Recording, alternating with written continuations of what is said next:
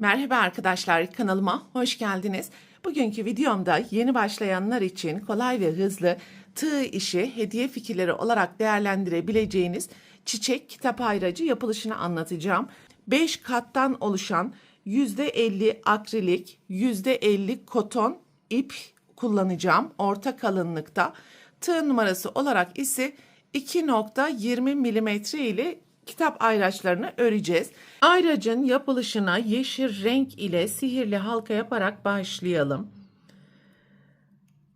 3 zincir, halkanın içerisine 4 tane üçlü trabzan yapalım.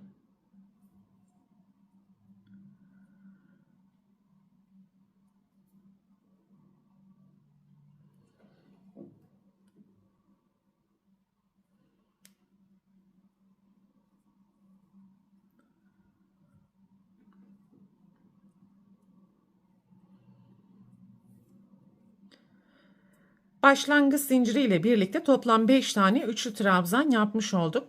Halkanın içerisine 4 tane ikili trabzan yapalım.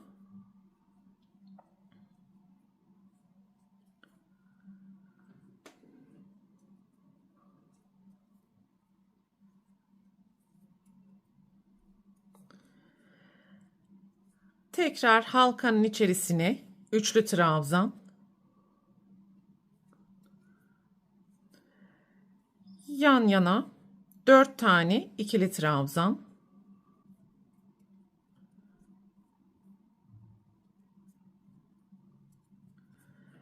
Ve halkanın içerisine 4 tane üçlü trabzan.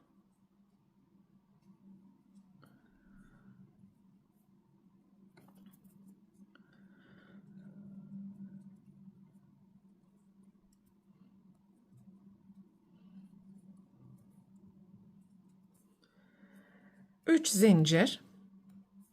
Halkanın içerisine kayma dikişi yapalım.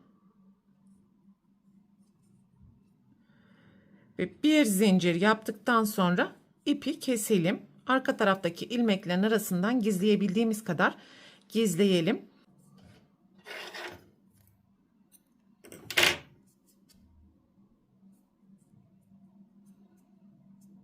Evet, şimdi kitap ayracının uzun zinciri için yaklaşık 110, 115 ya da 120 santimetre kadar ip yapalım. İlk öncelikle bu ipi 2 kat yapacağız.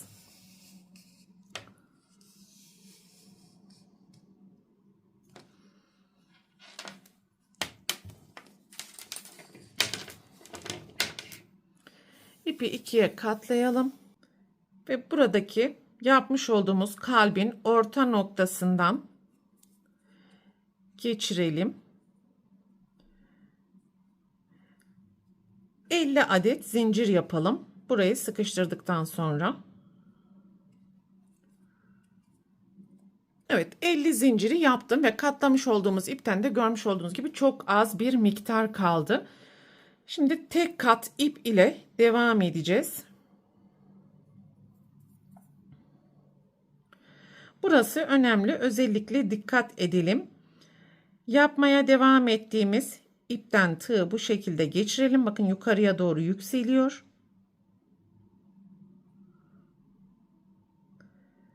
Ve buradaki küçük halkanın içerisine geçiş yaparak kayma dikişi yapalım.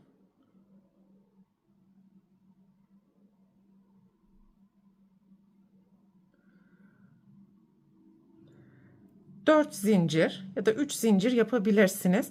Bu boşluğun içerisine 4 tane ikili trabzan yapalım.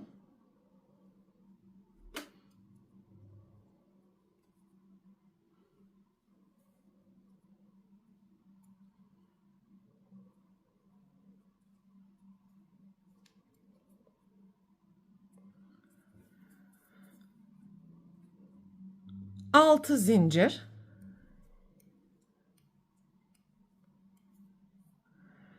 Aynı boşluğun içerisine 4 tane ikili trabzan daha yapalım.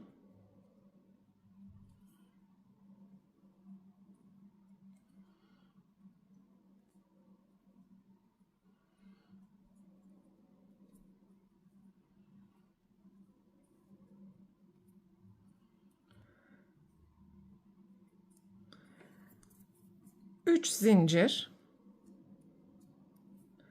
aynı boşluğun içerisine kayma dikişi yaptıktan sonra bir zincir yaparak ipi keselim.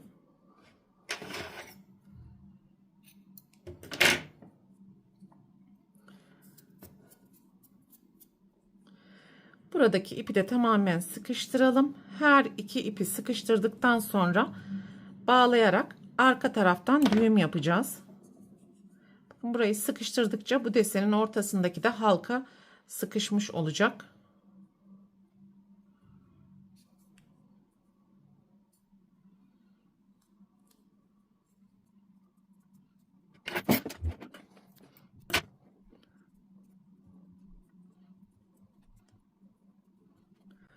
Daha sonra bu ipi arka taraftaki ilmeklerin arasından gizleyebildiğimiz kadar gizleme işlemini yapacağız. Şimdi kullanacağımız ikinci renk ile devam edelim.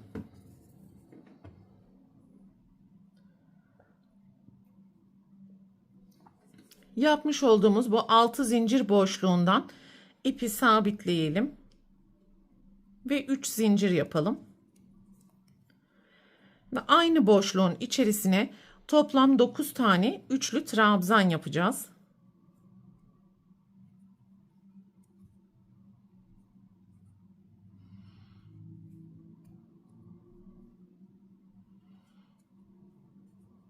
Dokuz üçlü trabzanı yaptıktan sonra bir zincir yapalım ve ilk trabzanın tepesine sık iğne, bir zincir, sonraki trabzanın tepesine sık iğne, bir zincir, sonraki trabzanın tepesine sık iğne.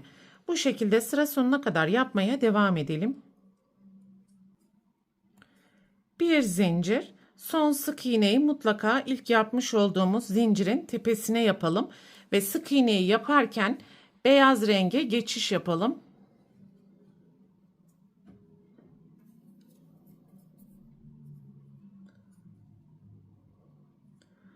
Bir zincir, pembe iple işimiz kalmadığı için burada kesebiliriz.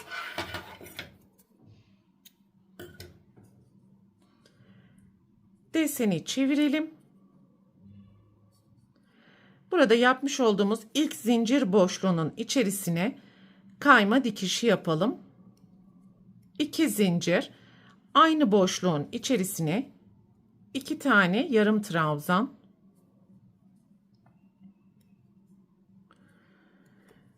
3 zincir, 2 sık iğne arasında yapmış olduğumuz zincir boşluğuna 3 tane yarım trabzan yapacağız.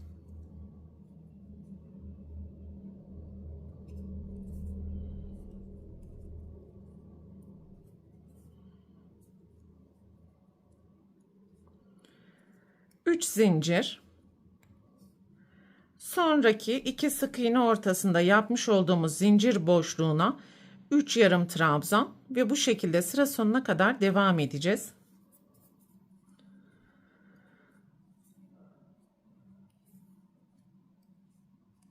Sıranın sonuna geldiğimiz zaman ilk yapmış olduğumuz zincirin tepesine kayma dikişi yapalım ve bir zincir yaptıktan sonra ipi keserek bütün parça ipleri arka taraftaki ilmeklerin arasından gizleyerek temizleyelim.